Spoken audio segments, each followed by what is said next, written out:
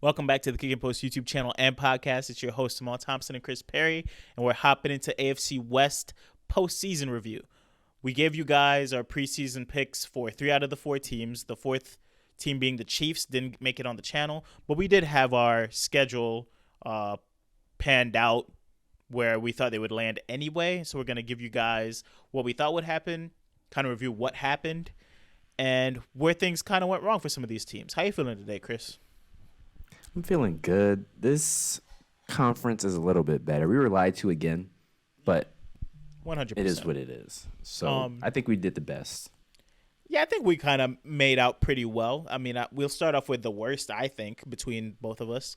The Broncos schedule, I had them at 11-6. What did you have them at? I had them at 9-8, which was the bottom of the division, so I was on track. But I don't think anyone had them going 5-12 for the year. Jesus. Like, come on, brother. Like, I don't even know what they were doing. There's no way. There's no way. Well, I'll tell you what they were doing. After watching that first game against the Seahawks, you could have lit my predictions on fire. I knew it was over. From that first game, unless they fired Nathaniel Hackett after that first game, which I called for his job after the first game. Time management, horrible. Play calling, horrible. I didn't think we needed to see anything else, but apparently the Broncos front office did. I mean, I get it. You know, that'd be the wildest thing to just hire a coach and then fire him after game one. But I saw enough, and I continued to see enough throughout the season. That field goal attempt was inexcusable. On the money, he got to go. If that's your choice, game on the line. I'll see you never. Like, what is this? Not to mention, Buddy let like 40-something seconds burn off the clock before calling a timeout. For what? Like, and that's just doing your job. Like, you're the coach. You're the one supposed to be leaving your emotions on the sideline. You're locked in, keeping everybody straight, and you lost in the sauce. And not even lost in the sauce, but he drowned himself with that. And he's like, you know what? Let's send out the kicker. 65, 70 yards? What was it? Yeah, it was like 60-something. But I know for sure he was hesitant to be like, do I trust Russ? Do I go with my gut? Do I trust Russ? Do I kick? Do I trust Russ? Do I make the call? Wait, that's 35 seconds ago. Oh, snap. Do I keep it? What do I do? Timeout. Like, bruh, I have never been so disappointed in a beginning game of a different team that I don't even really support. And it kept sliding from that first game. No real notable wins for the Broncos, even in those 5 wins. Russ lost the locker room, I feel like, halfway through the season. He was a meme everywhere. That's right. You had KJ Hamler upset in the end zone. KJ Hamler upset a lot of weeks. Jerry Jeudy frustrated. Cortland Sutton frustrated. All very elite talent. We got the ultimate meme of the year, the Melvin Gordon on the sideline. Yeah, the Melvin Gordon on the sideline before he got cut. We had the debacle of Melvin Gordon getting benched and then not getting benched, but then actually still getting benched. Like, there was so much mess going on around this organization. And then, in my opinion, they just fixed it. Like, what Peyton? Yeah, they get somebody in there that's a knowledgeable coach, has run a pretty solid offense and pretty solid organization for multiple years, barring the Bounty Gate thing, but we'll skip over that for the sake of a whole nother day. But I think bringing them in will bring – what? You got to win some games. You know? Yeah. I think bringing them in will kind of keep the ship stabilized for a bit. And you try to see which wide receivers are willing to buy in with you in this new era of coaching. I don't think they'll be making it into the beginning of the season with all 3 guys still on the roster. You will be missing either KJ or Sutton. I believe Judy's there to stay. His price tag is a little bit too high for other teams. Based on the production he's had. Yeah. I read they might ease up on the price now, depending on if it's a pick, how high the pick, if it's like an early second. I've been hearing first, but they're bringing the price down a bit, but not enough. Like, I don't think he has early. I mean, if Chase Claypool could go for an early second, I think he got early second potential. I right still don't team. understand how you pay an early second for Chase Claypool. Anyway, that's a story for another day. If you could get an early second and get Judy, I'd hit the smash button on that every time. But I do feel like you're gonna go into this offseason with at least two parts of that 3-headed wide receiver trio. Alberto, the biggest fraud ever. Don't want to hear that man's name ever again. We're gonna move forward with Greg Dulcich at the tight end position. Okay, buddy. Well, they never wanted him. They drafted Greg, and then he played with Nathaniel Hackett. Like, he never had a chance. But he never had a chance the year before either. And I don't know you explained that to me either. I know Wait, no fan. With Drew Lock? Yeah. Come on, bro. Don't forget Alberto. Give him next year. Give him one more year with a real coach, with a real Oh, system. yeah. I think Peyton know how to use tight ends. I'm not worried what's about it called? The Orlando Renegades or whatever need a tight end. So he'll have a spot on a roster next year 100%. And I will be betting on his receiving over when that happens. But until then, I want nothing to do with Alberto. Okay. All right. 5-12. I mean, what more can we say outside of disappointing? But what I will say is I don't think we'll be seeing them under that win total this year. I will say we could probably aim for a 500 win total, not to get too ahead of ourselves. Yeah, you're going to have an easy-ass schedule. They should. Yeah. Or the easiest. The future is looking a lot more bright for them. So shouts out to them for going out and getting a great coach, which made a lot of these fans pretty upset. Some Charger fans who thought Sean Payton was going to be their new head coach. Had a great year, I would say. I don't think you could really be upset at how the year finished for them. I had them at 12-5. What did you have them at? Let's see. We had them boys at 10-7, and they went 10-7. You were on the fucking money, bro. Golly. Yes, sir. Yes, sir. I had them beating the Jags, but we were too good, so they couldn't beat us. So that's partially, me trying not to be biased, but that's one of the ones I got wrong for sure, which would have had us at 11-6, which would have had us closer. But the Chargers, man, played well in the regular season, had some ups, had some downs. The new signings, some worked out pretty well. Some were just kind of middle of the road for them. Had some injuries they had to deal with. You had hurt Justin Herbert early in the year. Chiefs game, he got his ribs broken or bruised and then had to go through that for a couple weeks. You had Mike Williams ball out for a bit, then had to deal with injury. Then you had Keenan Allen ball out for a bit, then had to deal with injury. But they still managed to get to 10-7 and get what you would consider a pretty favorable matchup against the Jags in Jacksonville. Yeah, real favorable. Still against the Jags. And one half of football, it was looking like a very favorable matchup. Chris, you were there. What did you see? You were actually in the building. There. Yeah. I didn't see anything. That first half, if you really look at the game, at no point were the Chargers dominating. At no point were they dominating. And I have witnesses. Were they dominating? I have witnesses to this point. I was there watching the game. I was there. We were there. I was watching the game. At no point were they dominating. The Jags were losing the game. Trevor Lawrence had, 4 interceptions in the first half? I think it was one for a pick six and one for a really close pick six. Yeah, and once they got the ball, they would move it, barely get a field goal. I think they snuck one touchdown. They should have been up by a lot more. They were up 28-0, weren't they? Yeah, they should have been up a lot more. Yeah. Based off that first half, and it's they still weren't doing it. I'm bro, there's no way that this game is over. I didn't think it would end how it ends because of course it's the biggest. I didn't think it was over because I was looking over. I'm this is still a game. People are leaving the stands because it was freezing outside. I'm bro, it was. What are y'all watching here? If you don't look at the score, look at the game. It's just a couple plays away, and that's exactly what happened. Couple plays, GGs. All I kept saying is we are moving the ball, and you guys can't really stop us. We keep stopping ourselves with these turnovers. Yeah, we are comfortably moving the ball right now. I was with a Chargers fan watching it at a bar. I said, we are comfortably moving the ball. You guys can't really stop us. We keep stopping ourselves. Trevor is struggling in the big moment currently. I think he'll bounce back. He'll have a decent second half. I don't think we'll win, but he'll learn a lot from this loss. That was my stance. Yeah. But as we kept stringing together stops that second half and that pressure kept building, and I know what team we're playing, I know that this team crumbles under pressure. I started to feel a lot more confident. And let's not overlook. I remember this night for you, Chris. I remember that night. Gold. That whole I struck gold and hit rock bottom in a span of 12 hours. I know. Because I hit a parlay, crazy leg. I had like Zay Jones anytime touchdown. I think Christian Kirk anytime touchdown, and then I want to say Marvin. Those three, 500, and that's when I bet that 500 on the Detroit Pistons on accident. Like worst bet of my life.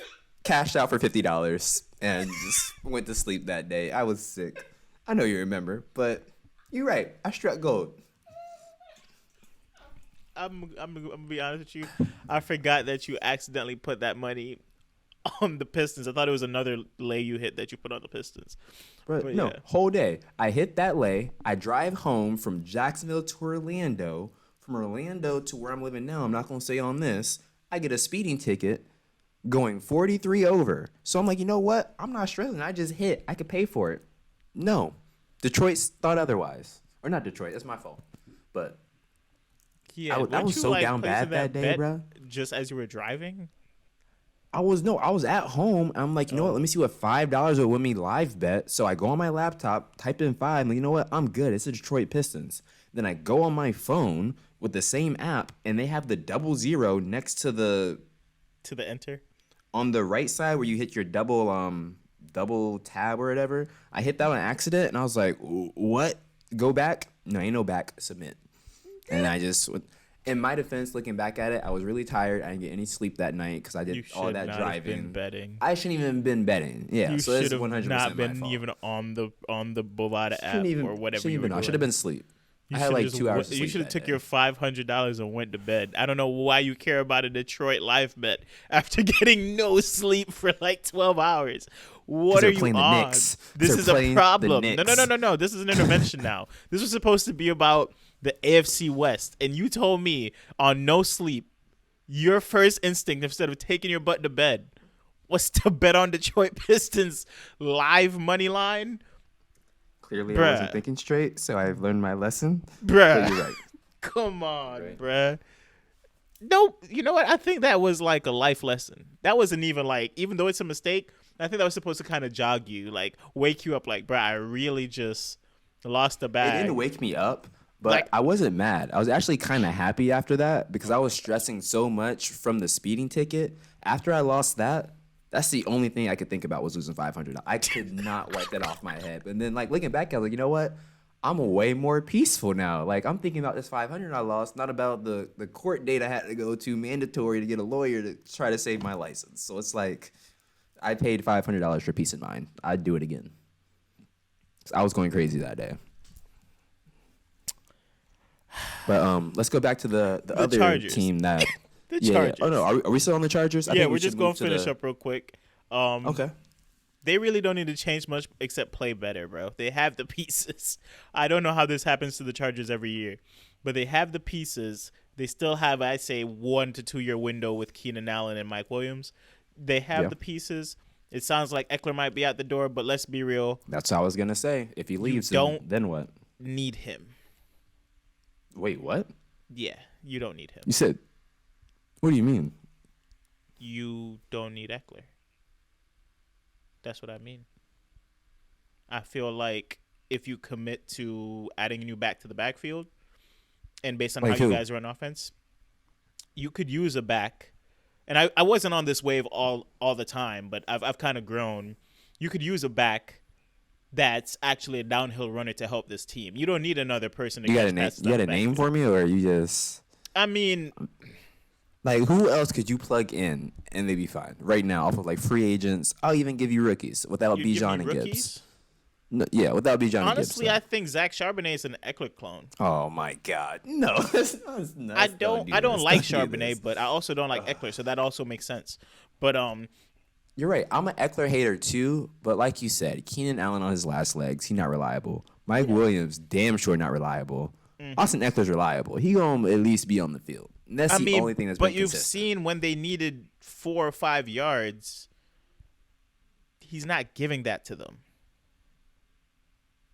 Okay. I'm not incorrect in that assessment, am I? Injured this year. I mean, I wouldn't say you're incorrect, but I mean, if you calculate like burst and strength and of course breaking tackles, he's a strong back naturally and he's low to the ground.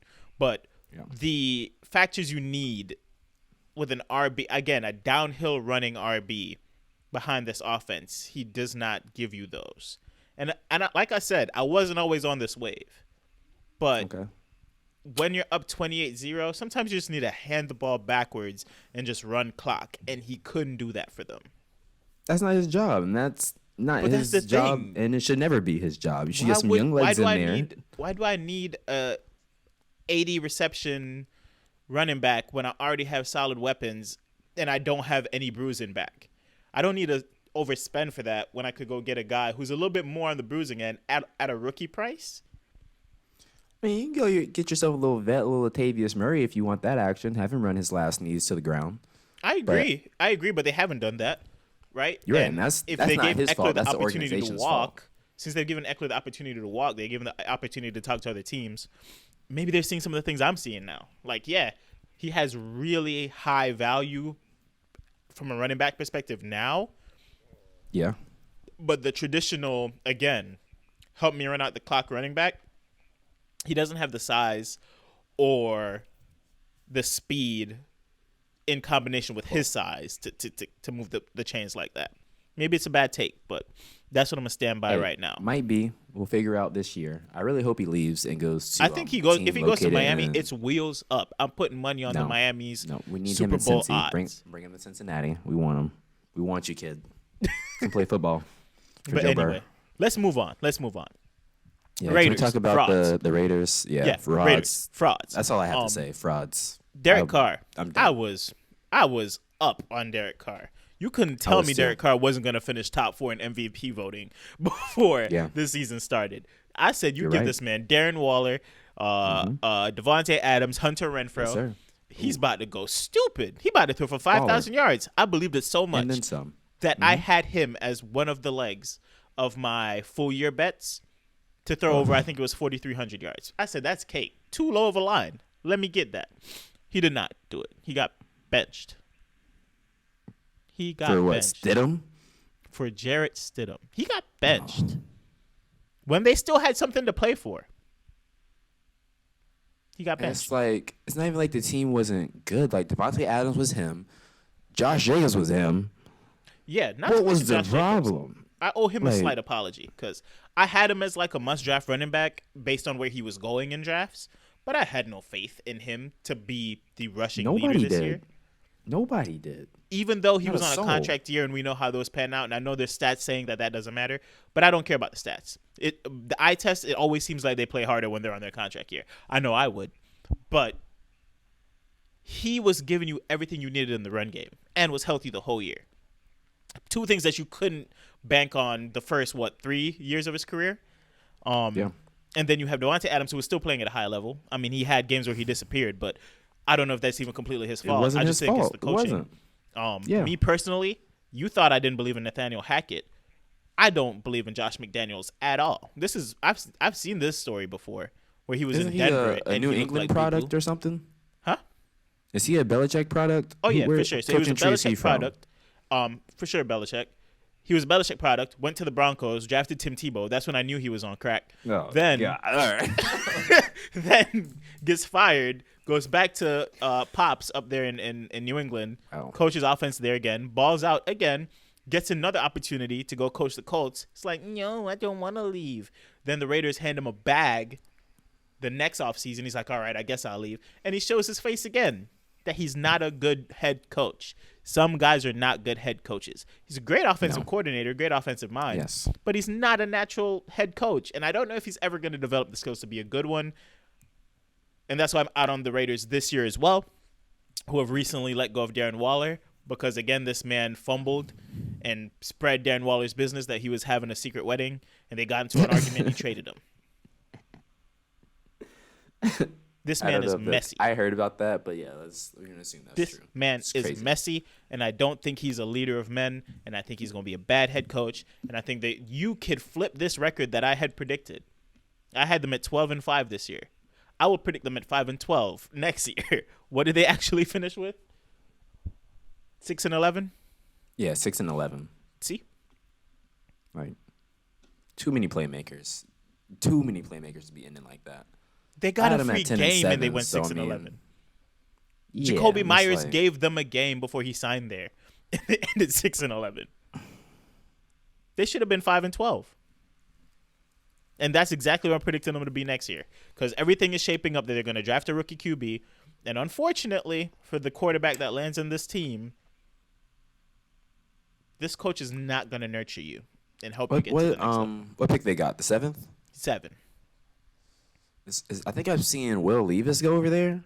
I think. Bro, we got to get his name right. I don't think it's Levis. I'm pretty sure it's Levis. I don't care what his name is. It's not going to matter in 4 years.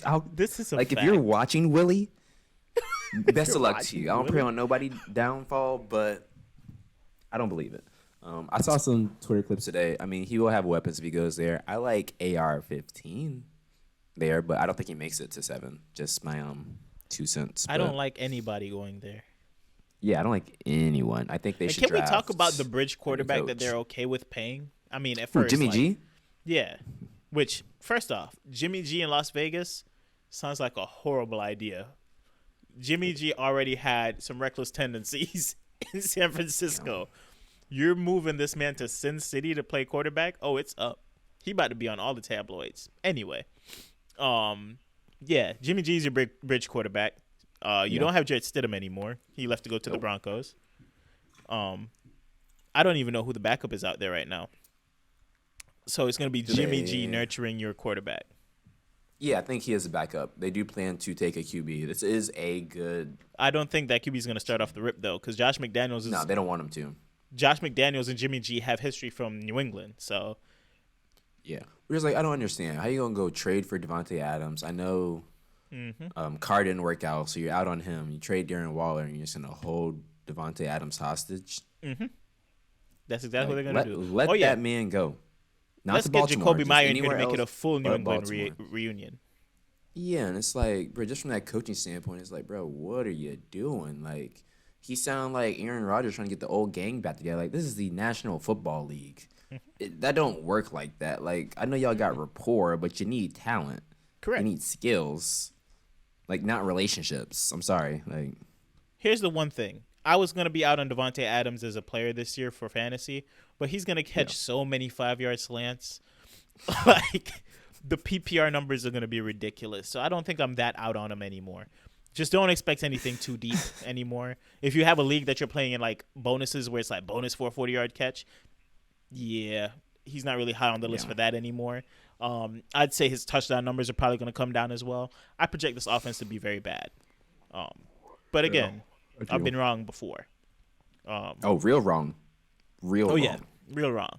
But yeah, I don't have anything else to add. The Raiders are just flat out disappointing, and if they stumble into a quarterback that could raise this franchise's floor when he comes in there, maybe he wins out the job in training camp, and maybe Will Levis is that guy. Maybe CJ Stroud slides lower than we expect him to. And they come in and they just ball out. But as currently constructed, and if Jimmy G starts more than 50% of the season, I see this being a very poor team. So, Yeah. I have nothing else to say about these bums. Exactly. Honestly. Let me get into a team that really grinds my gears, though. The Chiefs.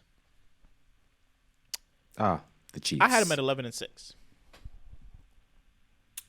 I had them at 11-6 too. And here's my thing. Before I get too deep, how far did they? What was their final record? 14-3. Okay. I was expecting this team to finally have to struggle on offense.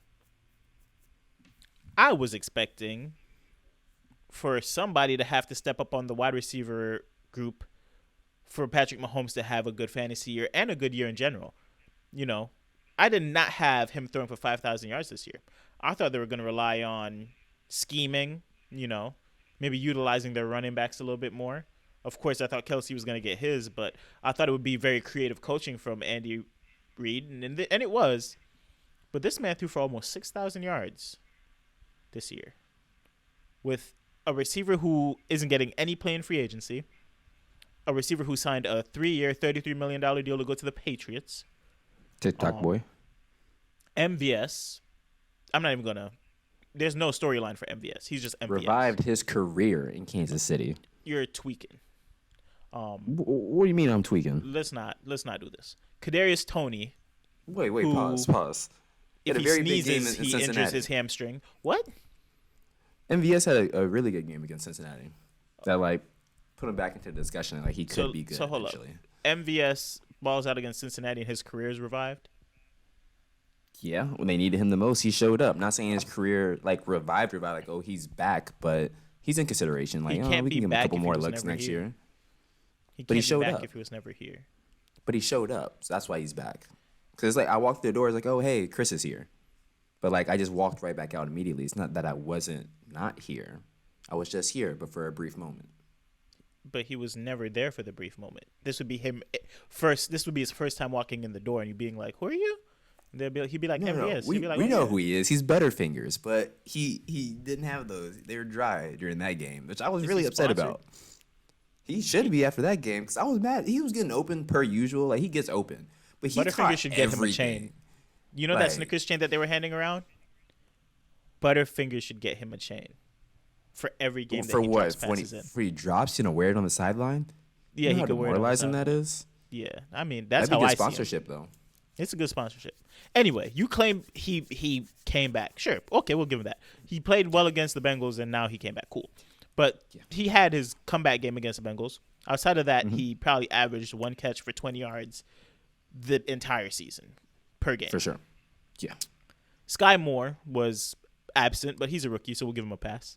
Like I said, no disappointment. Very fragile Kadarius Toney, and then Travis Kelce, who I know he's the main option, but even if the defense knows that as well, because if I'm at home and I know this and they know that as well, and he's still going for 8 catches, 130 yards and a touchdown every week, I guess that's how you get to 5,800 plus passing yards at the end of the season. 14-3. Still a force to deal with. Defense stepped up. Super Bowl champions. We all knew they'd be good, but I didn't want to believe they'd be in the Super Bowl discussion at all, and they were. They were, and they completed the discussion with a ring. What is there to say about the Chiefs? They let people walk out the door. They trade Tyreek Hill, and we're like, oh yeah, they done made a mistake. Nope, they didn't. No, the dynasty is alive and well. They're okay. Isaiah Pacheco, random Rutgers running back. I can't say I watched any tape on him, and I love watching rookies or prospects coming into the league. But that man run like a felon. He run like a convict. He run like he should be on the longest yard. He's just so violent. I swear. He run like he angry.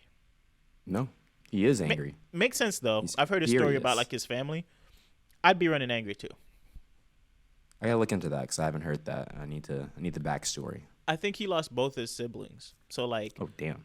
Yeah, he's got a lot of heart. He's running for both of them, and it's really touching that somebody like that got to be on the biggest stage and score and have a ring.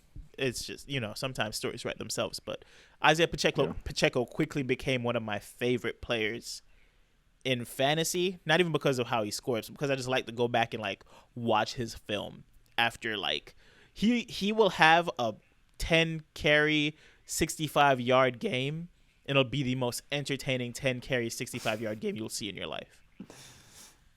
Okay. But he's just I got him dog. in one league. I haven't watched all his games. Only watched his playoff run that he had, and that's what really sold me on him. I mean, he's still there. They have not re-signed Clyde Edwards-Helaire. They have not re-signed Jerick McKinnon. Unless they draft somebody. I'm just saying. Obviously, you don't really – it's ironic. You don't want the running back for Kansas City usually. But if they allow him to just do him and be the main ball carrier in that backfield, I'm good. I'm good putting him in my flex. Even if he only gives me 5 points. I'm entertained every Sunday, and that's good enough for me. Yeah, because they could utilize him how Dallas utilizes Tony Pollard, just backfield slot. He's a versatile player. Yeah, he's nice. He's probably the best story to come out of Kansas City this year. And Mahomes is Mahomes, man. I will not deny it. Like, there's not much you can say about it anymore. I tried denying it. I thought the ankle would be enough. I did too. It doesn't matter. He tore us to shreds. We hurt the ankle, and he still tore us to shreds. Yeah. And all I can say is I'm sorry that I thought you guys were gonna go 11-6. It's almost disrespectful that I doubted y'all. But hey, at least I didn't have y'all like being way bad. I still thought that there would be like, a competent offense without Tyreek Hill. Some people were thinking they'd just fall off a cliff. They thought people really out here thought that Tyreek Hill made Patrick Mahomes. I've seen both sides where it's like, oh, Mahomes gonna fall off. You don't got Hill. Oh, Hill's gonna fall off because you don't got Mahomes. It's like, why can't they just both? Why can't they both be good? Obviously, they were the perfect combo because, as we've seen with Hill's situation, Hill could get hit on a line going 70 yards. Yeah. Mahomes would just put that thing at the right spot for him to continue his stride. If you could send me a video of Tua doing the same thing, I'll give you $10. I can see you wanting him slowing down the. If you give me a video of Tua hitting him in stride for a walk-in touchdown, I will give you $10. If anybody who watches this video can send me a clip of Tua hitting him in stride for a touchdown, not turn around and have to catch the ball, not slow down and have to catch the ball, not turn it into a jump ball, not come across the field and have to catch the ball, literally catch in stride, walk into the end zone, catch in stride, even if it's catch in stride and get tackled. But catch and stride. And you guys know what catch and stride is. If you guys could find that clip for me, I'll give you $10. That's a KickNPost promise. I'll wait. Anyway, shouts out to the Chiefs for being good. And we weren't too bad on this division, but the Raiders and Broncos just made us look like buffoons. That's their own issue. That's not with us. I think has nothing to do with me. That's them boys. So exactly. I know football. They just don't. So that's on them. Any closing thoughts on this one, Chris? Chiefs are the Chiefs. Yeah. No disrespect. You did what you had to do. Congratulations. We'll see you next year. I don't want to see them draft a wide receiver in the first round. That's my closing thoughts. Why not? And I have another one. Okay. If Justin Ross is healthy. Okay. Chris. All right. I think we should end the video right here. If Justin Ross is healthy, that man, Chris, clip it. If Justin Ross is healthy, Amal told you first. This is what? March 20th? Amal told you first. If Justin Ross is healthy, Steal of the Year. I'll close out on that one. Okay. All right.